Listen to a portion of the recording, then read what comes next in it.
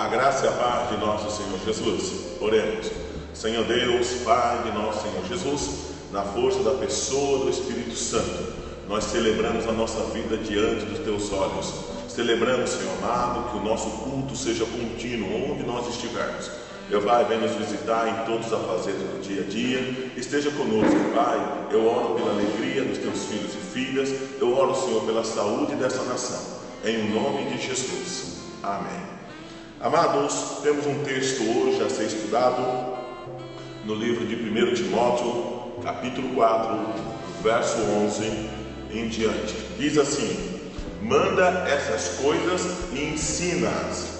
Ninguém despreza a tua mocidade, mas seu exemplo dos fiéis, na palavra, no trato, no amor, no espírito, na fé e na pureza. Persista em ler, exortar e ensinar, até que eu vá. Não despreze o dom que há sobre ti, o qual foi dado por profecia, com imposição de mãos do presbitério. Medita essas coisas, ocupa nelas, para que o teu aproveitamento seja manifesto diante de todo. Tem cuidado primeiramente de ti mesmo e da doutrina. Persevera nessas coisas, porque fazendo isso te salvará tanto a ti mesmo como aqueles que te ouvem. Meus irmãos, que palavra poderosa! Nós temos a necessidade, como Jesus falou, que a seara do seu Pai é muito grande e necessita de obreiros, necessitam de homens e mulheres, linha de frente, vanguarda, pessoas que possam ter a capacidade e a maturidade de transmitir o Evangelho. Não somente a capacidade de transmitir o Evangelho, mas transmitir ele com qualidade. Muitas vezes nós estamos muito mais preocupados em ter o Evangelho da massa, o Evangelho que atrai pessoas, às vezes com loucuras, sinais, prodígios, maravilha, mas temos pessoas que não ficam depois que recebem os seus milagres, as suas bênçãos. O livro de 1 Timóteo, a carta de Paulo a 1 Timóteo, ela vem nos ensinar a excelência do ministério, a excelência de ser um obreiro aprovado. Nós temos aí, infelizmente, uma massa de obreiros despreparados, incapazes de ter empatia, de ter amor, de ter misericórdia. Uns têm amor demais, não é dosado pela prudência. Então,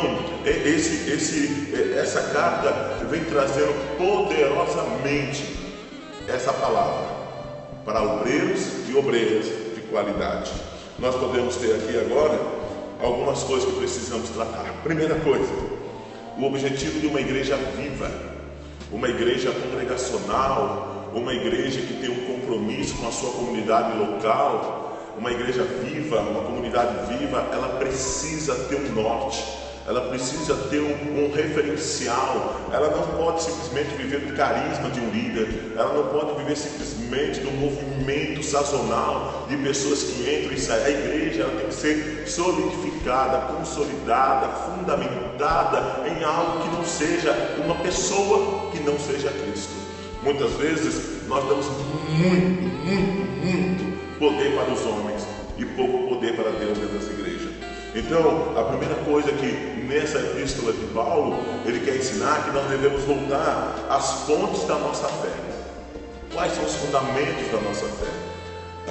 O ser humano ele é interessante, ele tem a mania saudosista de lembrar dos tempos bons de sua vida e às vezes fazer-se vítima em tempos ruins. Mas irmãos, assim como nós temos a capacidade humana, sendo nós humanos, pessoas às vezes com dúbio caráter, dúbia personalidade, às vezes nós temos capacidade de mudar da noite para o dia o nosso estilo de vida, a nossa forma de ver. Nós conseguimos lembrar de coisas boas. Paulo diz que nós não devemos desprezar os bons costumes. A igreja cristã tem os bons costumes. Esses bons costumes não podem ser moralistas, moralizantes. Tem que ter uma moral baseada na ética do reino. É isso que importa. Então Paulo vai dizer nessa carta que nós devemos voltar às fontes da nossa fé. Depois Paulo vai aprofundar o tema falando que nós devemos mergulhar na sã doutrina. Nós precisamos também aprender a nortear nossa missão. Às vezes eu vejo pessoas atirando para tudo quanto é lado. Nós vemos uma empolgação, um entusiasmo que não vem do Espírito Santo. Pessoas tomando decisões sem consultar a palavra, sem consultar Deus, sem consultar o Espírito Santo. Nós precisamos ter um norte da nossa missão. Nós temos que saber de onde nós saímos, onde nós estamos e onde queremos chegar. Não pode simplesmente ser jogado de uma forma que ele tenha compromisso com a verdade e com uma estrutura que vai se amadurecendo com o tempo, para que se torne uma igreja sadia, madura, coerente, uma igreja que transmita e viva a salvação. Afirmar nossa identidade em Cristo. Como igreja, nós precisamos saber quem nós somos, onde Deus nos colocou, qual é a posição estratégica dentro do corpo de Cristo que nós devemos atuar. Nós não somos a igreja total de Cristo, nós somos a igreja com partícula de um corpo bem maior. Só que nós não podemos ficar à mercê, mimético, de ficar imitando outras igrejas, imitando outras denominações, porque cada um foi chamado para fazer algo no corpo de Cristo. Muitas vezes nós erramos a nossa missão, nós erramos nosso alvo, porque nós queremos imitar a onda do momento. O que é que tem agora? É o estilo de música assim, é o estilo de tempo assim, é o estilo de pastor assim, e a gente vai imitando, e a gente perde a visão daquilo que Deus nos deu como missão dentro do corpo. Nós não podemos fazer missão para nós mesmos. Nós não podemos ser uma célula que devora a nós mesmos para nos alimentarmos. Não, nós temos um compromisso com o corpo. O corpo de Cristo é muito mais importante de qualquer outra visão sazonal de líderes que querem, de certa forma, enriquecer em cima da inocência ou até mesmo da maldade do povo. Porque tem povo que realmente estão e vieram simplesmente por causa da bênção. Paulo disse também que nós precisamos constituir a nossa herança. Paulo, quando ele escreve no ano 65, 63 a 65, em média, ele escreve após a sua libertação, no ano 58.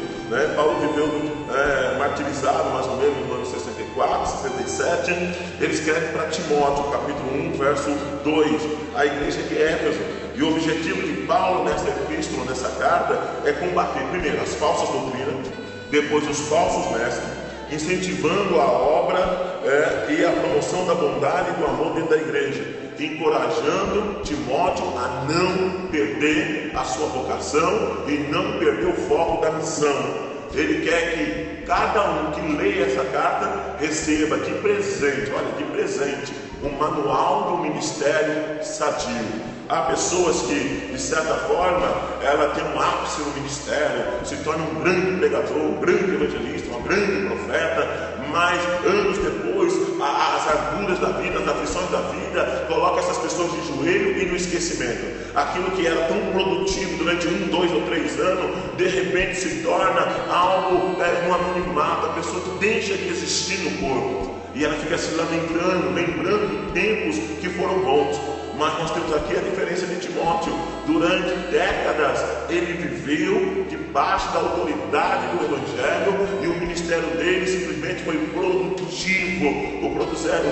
O ministério dele produziu bons frutos. Glória a Deus. Quando nós falamos de Timóteo, nós falamos de alguém que era um grego, com mãe judia, e essa mãe que tinha se convertido à fé cristã.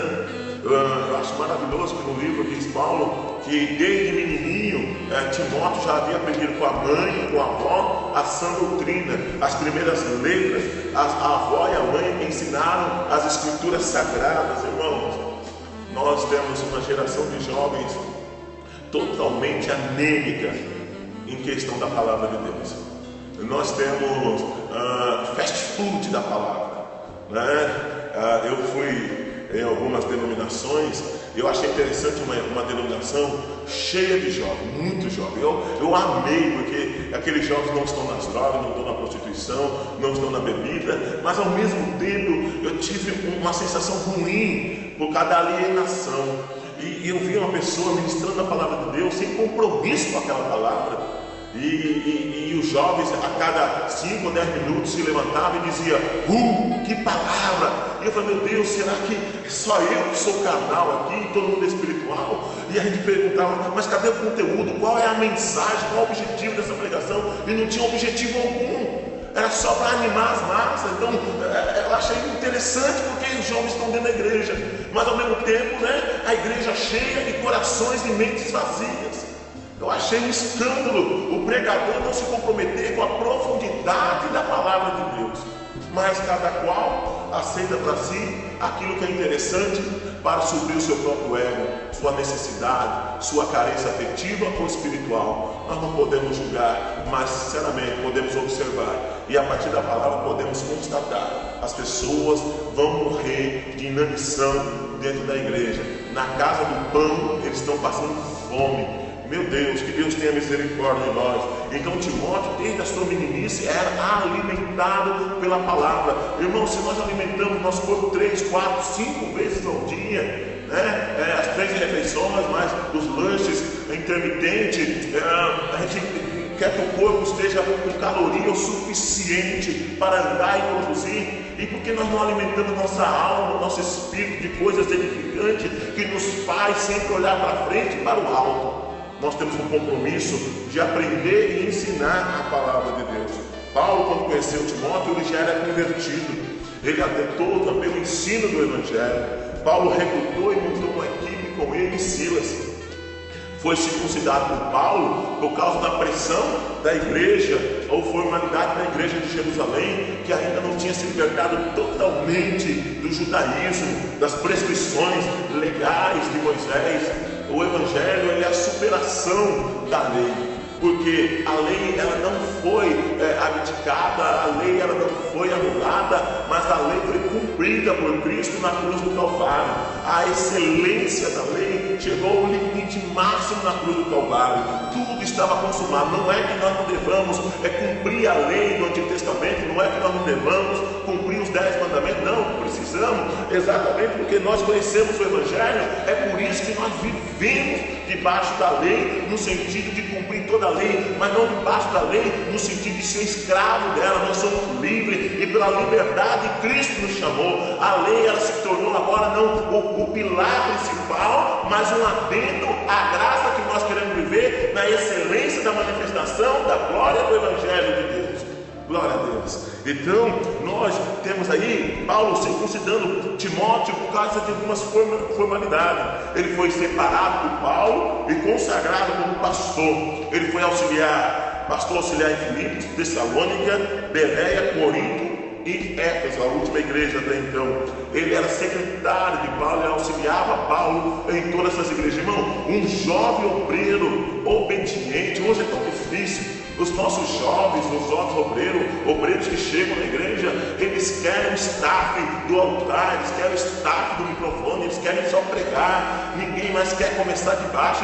E olha que de baixo é exatamente o inverso no reino de Deus. Aquele que está em cima serve o menor. E não, tem uma legião de gente nova na igreja, mas não nova convertida, nova criatura, mas nova, simplesmente circunstancial, sazonal, que elas querem o ápice do ministério, mas não compreendem nada dos bastidores, da vida, da família, de como lidar com os temperamentos, personalidade, caráter, com escolha dessas pessoas que congregam dentro de uma igreja. Elas simplesmente querem se servir da igreja, mas não querem servir a igreja. Que Deus tenha misericórdia de nós. Há um contexto no 1 Timóteo, é a carta do professor ao seu aluno mais aplicado e dedicado. Irmãos, eu gostaria tanto. Não é fácil arranjar um discípulo. Não é fácil porque todos são mestres. Hoje todo mundo conhece tudo, todo mundo sabe tudo, todo mundo tem compromisso consigo mesmo. Você tem um discípulo que sente meia hora e te ouça. É tão difícil. Nós temos aí vários programas de discipulado nas igrejas e a gente vê as pessoas alienadas ao seu discipulador. Ele não tem o discurso é bonito, mas a realidade não é bonita. Nós vemos uma submissão cega, onde o discipulado ou o discípulo, ele não pode perguntar nada além daquilo que tem que ser oferecido. E qualquer coisa que saia do roteiro de papelzinho, é um escândalo para a liderança maior, quase que piramidal, né? Hierarquicamente uma pirâmide, o maior que recruta 2, que recruta 4, que recruta 8, e no final está aquele irmão lá da periferia que cede a sua casa em vez de quando para um discipulado, e ele não é ouvido em suas necessidades profundamente. Se dá uma cesta básica, fala que se vai orar, mas não tem realmente um comprometimento. Claro que existem igrejas sérias que usam o discipulado e dá certo, mas tem muitos oportunistas, muitos aproveitadores que usaram a estrutura piramidal de um discipulado desse tipo para que pudesse enriquecer ou fazer a igreja crescer. Mas aí, irmãos, é aquela questão genética, né? Todo mundo gosta de comer uma uva sem semente, é mais saborosa, ela é mais delicada, só que não esqueça, não tem semente. Então nós estamos gerando uma geração de discípulos que não gera ninguém. Nós gastamos muita energia, muito espaço, muito estudo bíblico, muita gravação com discípulos que não geram ninguém. E quando geram pessoas piores do que elas. Nós não somos frustrados por nada não, irmãos. Nós só estamos observando que se desse certo, as maiores cidades que tenham os maiores colegiados de discípulos, né, do Brasil, a violência já teria caído. As famílias não tinham se convertido. Nós temos aqui no centro-oeste, no norte e nordeste grandes igrejas de discipulado, mas não muda a questão da sociedade em si. O impacto social é mínimo ou quase que insignificante. Mas, irmãos, que nós possamos ter um contexto onde os nossos discípulos se tornem melhores do que nós, que o discípulo, o aluno, possa superar o mestre, não o mestre Jesus, mas o mestre no sentido do discipulador. Amém? Então, Timóteo era o melhor aluno, mais aplicado, mais dedicado de Paulo. Paulo dá exortações para Timóteo, para que ele mantivesse intacto os ensinamentos aprendidos. O Timóteo, ele não foi elogiado, ele foi exortado, ele foi ensinado, ele teve o rumo do ministério dele redirecionado para que não houvesse erro. Paulo está ensinando várias coisas para Timóteo, porque Paulo não falaria de alguma coisa que não existe. O problema existia, e Paulo está dando uma nova direção para o ministério do seu jovem discípulo. Irmãos, falta-nos humildade, espírito ensinável para ouvir nossos líderes, nossos mestres, nossos discipuladores, que são realmente líderes, mestres e discipuladores. Ouvir os profetas da casa, ouvir os pastores, ouvir os presbíteros. Nós não temos mais pessoas com paciência de ouvir. As pessoas só querem falar, as pessoas só querem derramar suas murmurações, as suas reclamações. E quando nós vamos pastoralmente, no nosso ministério de pastoreio, orientar a pessoa faz caras de boca, ela não aceita, ela quer a solução dos problemas dela como um passe de mágica, irmão. O problema não surge instantaneamente, ele demora anos para se tornar um grande problema. Então a cura pode ser imediata se Deus quiser usar de misericórdia. Deus pode converter um marido ímpio porque casou com a pessoa errada. Essa mulher casou com a pessoa errada, ela não deveria ter casado com essa pessoa, mas a carência afetiva dela, ela se empurrou com uma situação dessa. Às vezes o pânico ou o pandemundo que existia na casa dos pais, e ela não via a hora de sair, ela casou com a pessoa errada. E aí a vida não é fácil, a vida não é boa, e nós oramos para que Deus tenha misericórdia, para que converta o marido, os filhos, converta o próprio coração da pessoa. E muitas vezes a pessoa, ela vai cavando um poço por anos. Ela chega em nós e diz: pastor, eu preciso que o senhor ore. A gente ora, e com fé, a gente ora com fé. Mas nós temos que orar segundo a vontade de Deus. Deus sabe o que está acontecendo, nós não sabemos. Então, nós precisamos ter muito cuidado.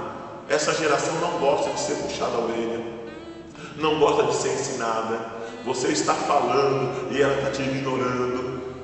Olha, irmãos, Timóteo, ele foi exortado a ouvir e praticar o que ouviu. O capítulo 1, verso 18, 5, do 12 ao 16, verso 21 do capítulo 5, capítulo 6, do verso 11 ao 13. Ele está sendo exortado em todos esses versículos a permanecer na doutrina que foi ensinada. No capítulo 6, do verso 20, do 1 Timóteo diz assim: Timóteo, guarda o depósito que te foi confiado, tendo horror aos clamores vãos e profanos e às oposições, chamada falsamente de ciência. Ele não está falando da ciência que nós temos na ciência médica, ele está falando de diagnóstico.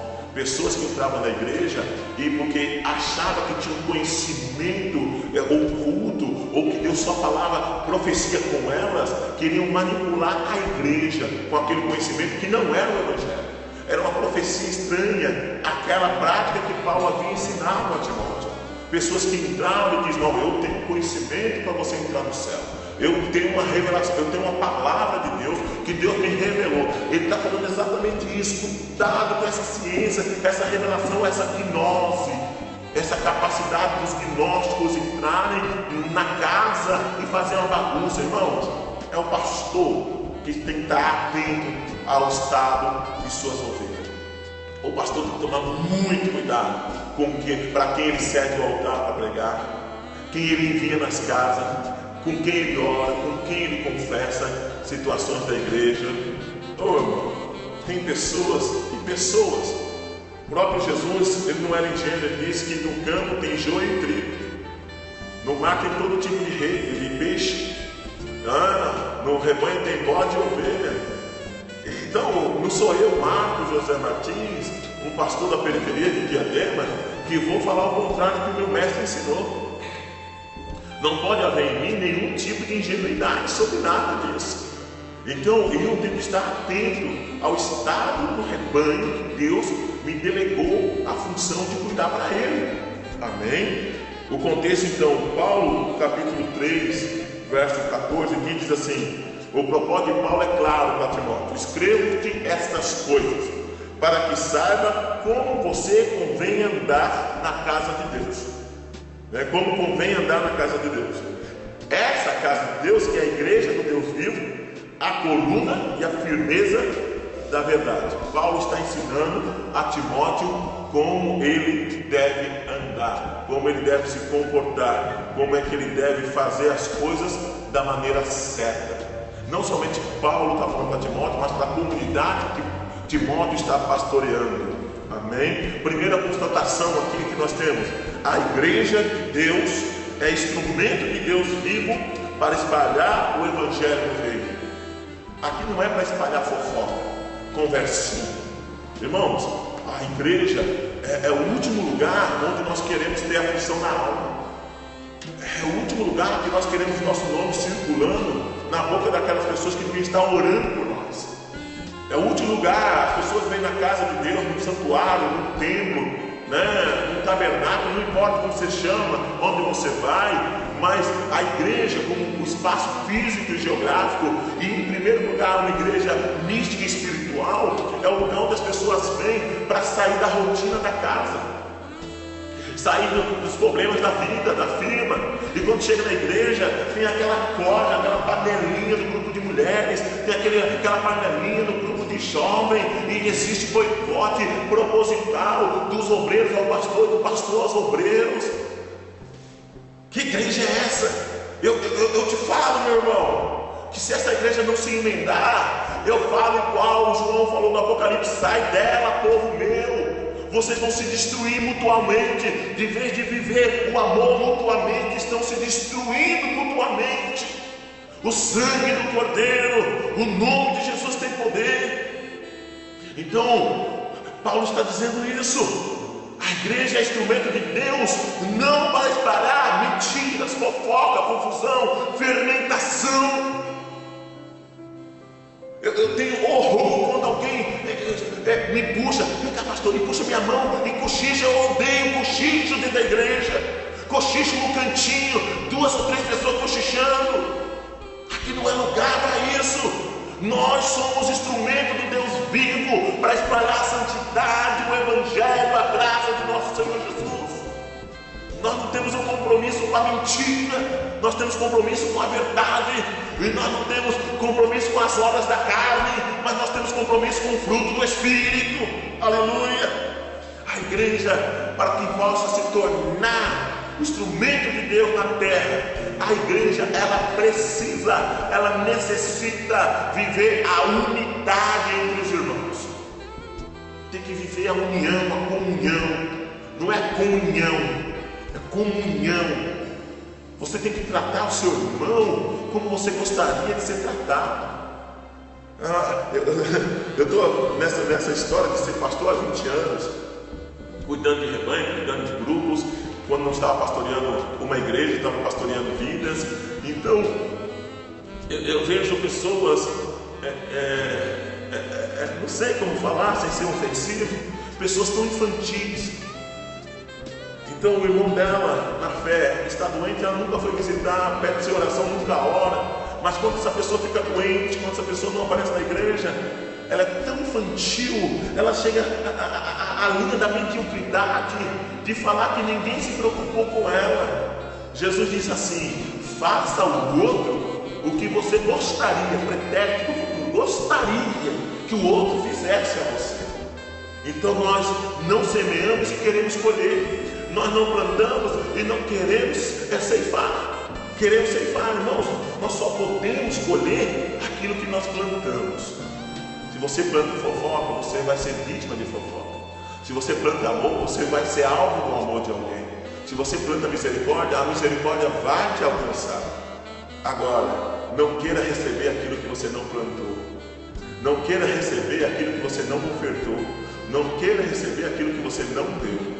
Você só pode dar e receber na mesma medida, conforme a fé e segundo a vontade de Deus. Aleluia. A igreja, como instrumento do Deus vivo, tem que viver em novidade de vida, amar a Deus, amar a vontade de Deus, gerar frutos. E esses frutos têm que permanecer. É tanto congresso nas igrejas, é tanta festa, é tanta campanha. E quando você chega no final do ano, de 365 dias, porque é a forma humana de a gente fazer uma avaliação de como a nossa vida está, e isso é muito falho, isso é muito estranho, porque a vida não deveria funcionar. Agora, dia 31 de dezembro, ano que vem vai ser melhor. Não, às vezes você está no meio de um projeto que só vai terminar em março. Você não pode acreditar que só porque terminou o ano, que você fracassou no projeto que você colocou em marcha. Não tem como. Às vezes o seu projeto, que era para terminar em outubro, ele é protelado, vai chegar em fevereiro, e você não pode se considerar uma pessoa fracassada. Enquanto você tiver vida, tem esperança. Enquanto tiver esperança e tiver ano para viver, é um loop eterno. Vida, esperança, vida. Não queira acreditar e não queira demarcar a sua vida norteada por 365 dias. Não funciona assim. Se você colocar isso de forma psicológica, afetiva, cognitiva, você não vence. Todo ano você termina o ano se considerando um fracassado, uma pessoa que não alcançou nada, uma pessoa que não conquistou nada. Meu irmão, não é assim que funciona. Nós não somos regidos pelo tempo. Nós somos regidos pela misericórdia de Deus. O tempo é fundamental, é essencial. Não sou tolo para desacreditar o poder do tempo, das festas, do tempo festivo das coisas, o tempo que demarca a entrada e saída de um ano. Mas nosso compromisso é saber que nossos frutos têm que permanecer. Então nós temos aí, às vezes, pessoas fazendo muito e sendo pouco. Você é muito do fazer e é um pouco de ser. Você precisa ser também. O ser pai, o ser cidadão, o ser esposa, o ser humano. Você faz muito e você quer ser reconhecido pelo que você faz. Mas Deus não reconhece você pelo que você faz. Deus reconhece você pelo que você é diante dele. Dá um tempo. Às vezes você está fazendo igual Marta, está atarefada com as coisas da vida. Deus quer que você seja uma discípula. Deus não quer que você seja só uma diaconisa servindo. Deus quer que às vezes você pare de ser diaconisa, um diácono, um líder, e sente um pouco e medite na palavra, medite no ensinamento. Para de achar que só você que tem que ser ouvido. Não, porque se eu tenho que pregar, não, às vezes você tem que ouvir uma boa pregação. Às vezes você tem que compartilhar, delegar. Às vezes tem que deixar pessoas crescerem também. deixar o espaço. Eu amo a ideia da corrida de bastão, que você corre 100 metros e já tem outra pessoa lá na frente esperando, você dá o bastão para ela e você descansa e deixa o outro correr um pouco. Pô, irmão, nossos frutos têm que permanecer. Quando as pessoas olharem para nós daqui 5 anos assim, nunca desviou, nunca perdeu a constância, a perseverança. Daqui 15 anos, eu conheço ele há 15 anos, ele sempre foi um homem de Deus, ela sempre foi uma mulher de Deus. Daqui 25 anos, nossa, como ele tem fruto. Daqui 40 anos, na velhice, nossa, como ele ainda produz. Deixa as pessoas falarem por você, não fale você por você. A Bíblia diz que quem dá testemunho de si mesmo, dá falso testemunho. Deixa as pessoas reconhecer o seu dom. Eu gosto muito da história de Eliseu. Ele entrava na cidade e aquela mulher rica, ela olhava para o esposo dela e dizia: está vendo? Ali vai um santo, um homem de Deus. Deixa as pessoas falarem de você. Você e eu muitas vezes queremos fazer muito marketing pessoal. Nós queremos nos promover demais. Já percebeu como você e eu muitas vezes falamos só na primeira pessoa? Eu isso, eu aquilo outro. Não, às vezes você não tem que falar, você tem que ouvir e aprender. Aí Paulo também diz: vocês têm que zelar pela sã doutrina e pela ordem dentro da igreja. Vocês têm que se... olha que Paulo está falando, vocês já receberam os dons já ajudaram vocês a crescerem, vocês a amadurecerem. Então, vocês têm que ser muito mais maduros do que carismáticos. Então, se uma pessoa ela prega muito parado, esse homem não tem unção. E aí tem uma pessoa que parece que vai ter um infarto se não voltar, e grita, e anda, e só falta pendurar, e aí o povo fica empolgado.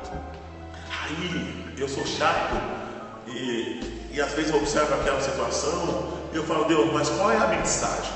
Porque o mensageiro eu já vi que ele está ali, ele está gritando, pulando, saltando, ele veio com um terno brilhando, ele veio com um sapato 2 cores, 3 cores. Ele veio com um sapato patati patatá, ele veio com um relógio de ostentação, ele tem um marketing pessoal muito bom. Isso não é ruim, é bom a pessoa ela querer aparecer, né? O cabelo, nossa, é intocado, faz uma onda do mar, nossa, os dentes, a entonação da voz e tal. Mas Deus, qual é a mensagem? Porque eu já vi o mensageiro. Aliás, ele se mostrou, né? Ele é uma estrela cadente em cima desse altar. Mas qual é a mensagem? E às vezes não tem mensagem nenhuma.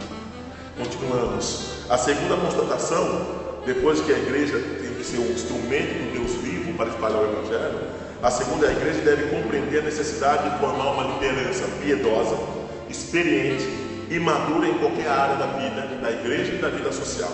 Os diáconos e diaconisas têm que saber o que estão fazendo dentro da igreja. Vocês não são marionetes dos pastores, vocês são auxiliares dele. Você tem um compromisso, né, de deixar a ordem de tudo, desde servir a mesa dos necessitados, desde deixar a igreja apta para o seu funcionamento. Vocês precisam ter compromisso com isso. Mas antes de cuidar da igreja, aí eu amo a epístola, essa carta de Timóteo. Eu amo, porque ele diz assim: antes de você querer cuidar da casa de Deus, cuida da sua. Cuida da sua casa. Você tem seus filhos sob sujeição? Os seus filhos falam palavrão, falam mentira, namoram com gente ímpia. Os seus filhos dormem com o namorado ou namorado em casa. Dormir no sentido bíblico da palavra, não é um dormir na sala e o outro trancado no quarto. Estou falando dormir mesmo, biblicamente, como se fossem casados. Os seus filhos fumam, cheiram, saem, não dá satisfação, não tem compromisso com vocês, desrespeitam vocês diante das pessoas, são mal criados, mal educados, são intrometidos, folgados, encrenqueiros. Se você não cuida da sua casa, por que vem que dar um pitaco na casa de Deus? Por que vem enfiar o nariz onde não é chamado? Mas pastor, eu acho que deveria ser assim. Então deixa eu entrar na sua casa, ficar lá 2 dias, só observando como as coisas são, e eu vou começar a dar pitaco na sua casa. Porque na casa de Deus todo mundo quer dar pitaco, mas na casa deles não querem. Na minha casa mando eu, o pastor não precisa estar aqui, eu sei como cuido dos meus filhos. Aí a perdição. Aí depois, nós pastores sofremos, porque temos que orar. Pastor, a minha filha pegou doença. E aí você vê um nível de pessoas imaturas que estão congregando na igreja. Porque a maioria dos pastores querem abrir igreja no centro da cidade, porque quer se livrar desses problemas. Nós não vemos isso como problema, nós vemos isso como uma possibilidade, uma oportunidade de transformação das famílias. Mas as famílias têm que ter a humildade de reconhecer isso. Então, os irmãos e irmãs da comunidade como devem se comportar, os presbíteros. Irmão, a função mais importante dentro de uma igreja não é nem do pastor. Pastor é importante sim, ele é o ícone, ele é a referência de tudo em todo o tempo. Mas meu irmão, o presbítero é um homem de Deus, ele tem que ser o detentor da sã doutrina, ele tem que ter na ponta da língua toda a doutrina. O que é ressurreição? O que significa propiciação de pecados? O que significa libertação? O que significa regeneração? O que significa nascer de novo? O que significa o batismo nas águas? O que significa salvação, justificação, glorificação? O presbítero tem que ter na ponta da língua. Infelizmente, eu quero acreditar que você, meu irmão, que está me ouvindo, que é presbítero, você é um homem de Deus, você é piedoso, você é um homem fiel nos dízimos e oferta, você tem um carinho da comunidade, mas você não tem conhecimento nenhum, é semi-analfabeto no conhecimento da palavra de Deus. Você está ocupando um espaço no corpo de Cristo que não é seu, e a igreja está morrendo por causa da sua incapacidade de compreender a doutrina e de ensinar a doutrina. Você fica contando causos, as pessoas estão cansadas, as pessoas querem ouvir a palavra, uma boa palavra, uma palavra de reflexão, de transformação, de mudança. Ter o título pelo título não significa nada, você não tem o respeito nem dos anjos, nem de outros ministros que levam a sério a palavra de Deus.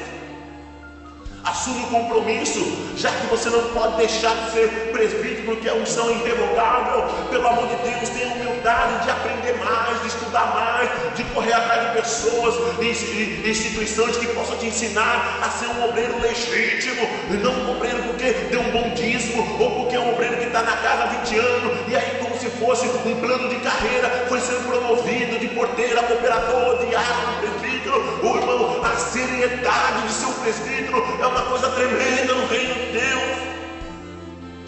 E nós temos aí pessoas ocupando lugares errados na igreja, pastores que só pregam e só dirigem culto, mas não visitam os lares, não se aprofunda, não tem cheiro de ovelha, só quer a lã da ovelha.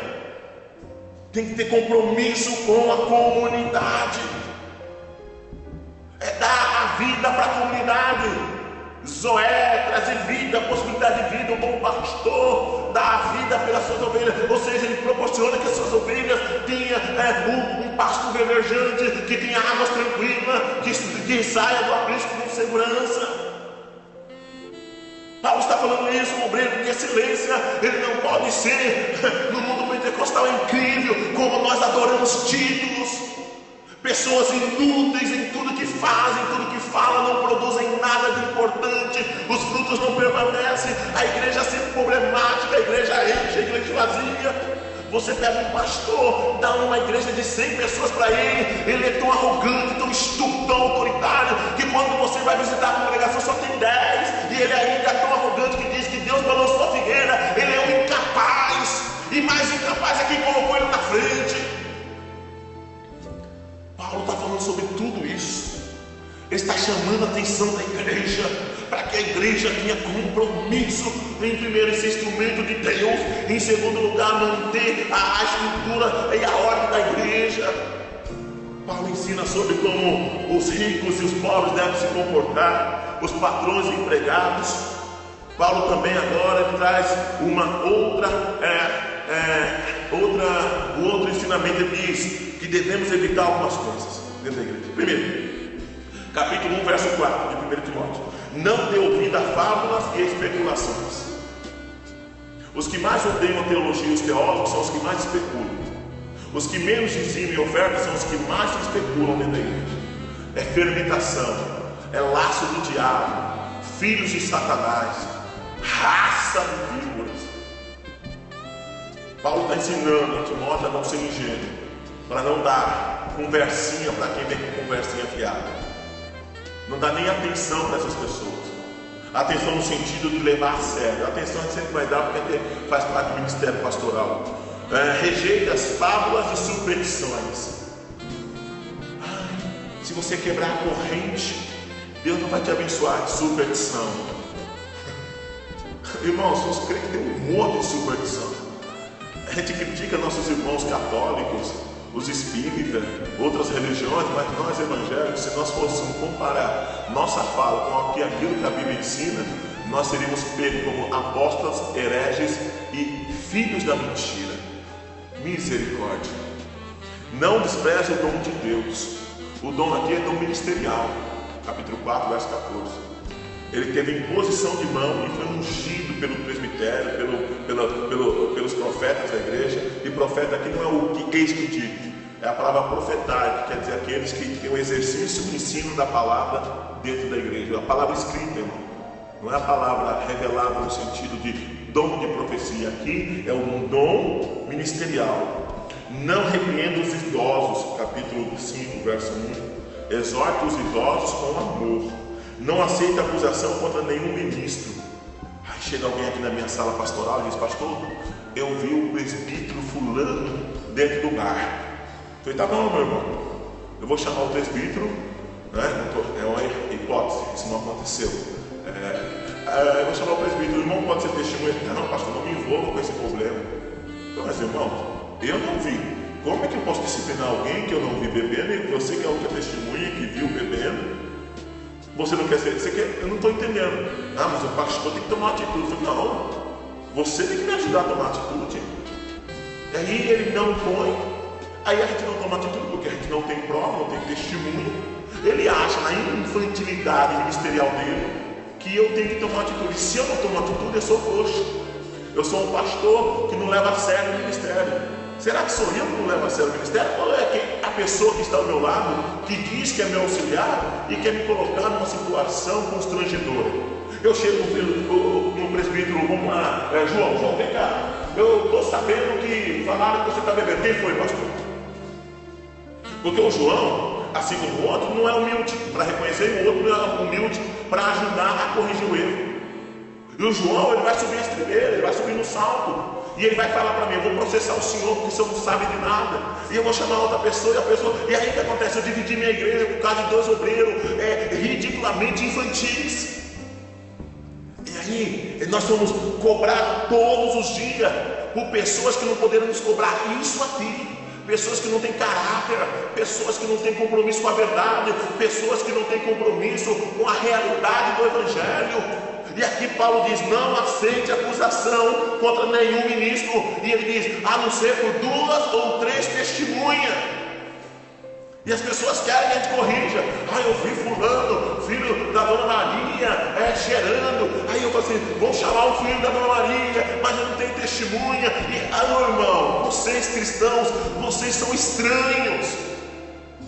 Vocês são pedantes, mentirosos. Claro que eu não estou falando da maioria, eu estou falando de uma minoria que entra no meio da vinha do Senhor, que são raposinha, que vão destruindo tudo e depois sai como vítima falando mal do ministério, da igreja. Essa raça de vibra, que o Senhor tenha misericórdia. Eu não vou nem orar como Paulo orou, né? Paulo orou dizendo que entregava a alma a Deus e o corpo a Satanás, de um obreiro que atrapalhava o ministério dele. Ai de mim, eu não tenho essa autoridade.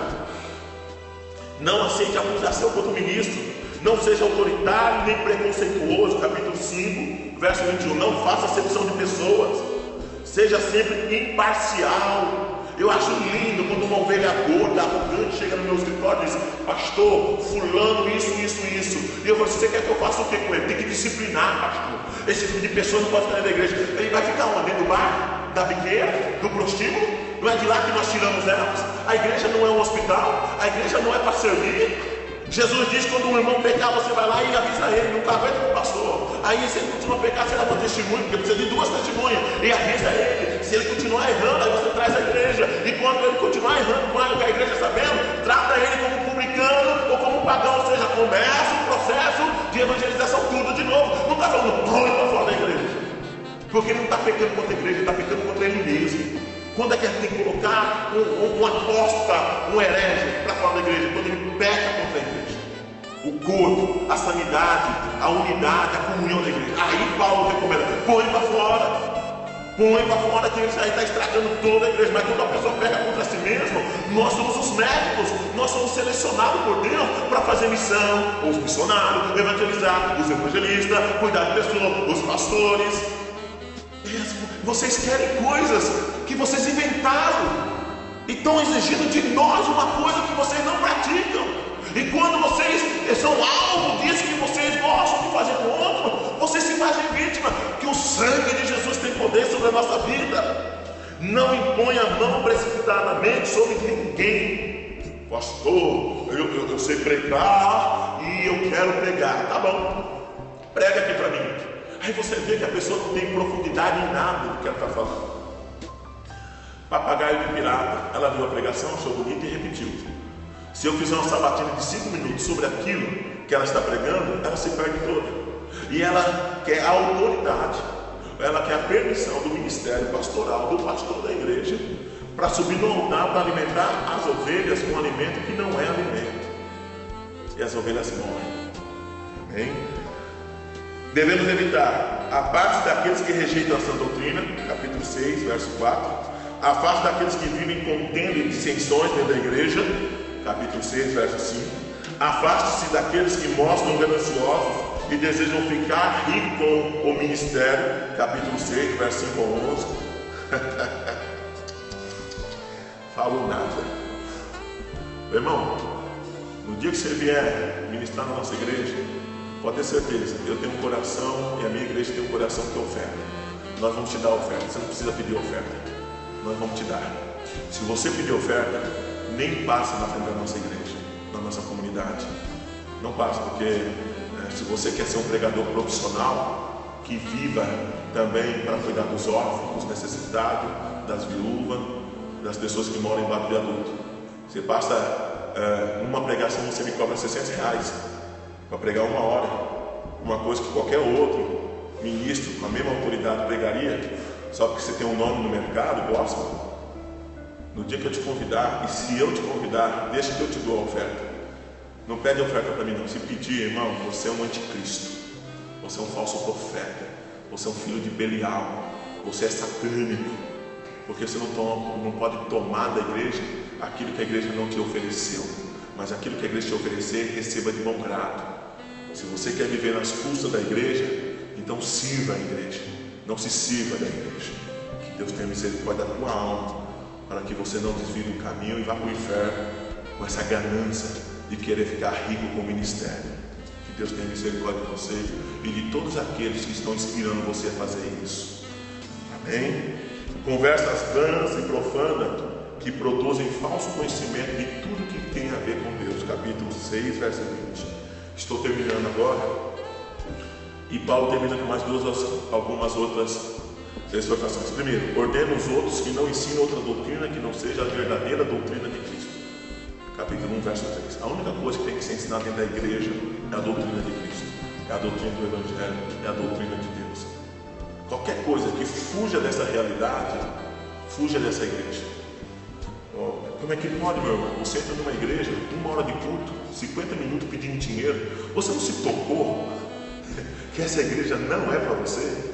E mesmo que você tenha dinheiro, riqueza, para poder ofertar para Deus, num processo de sacrifício, o seu Deus é o Deus da barganha, o meu Deus é o Deus da providência.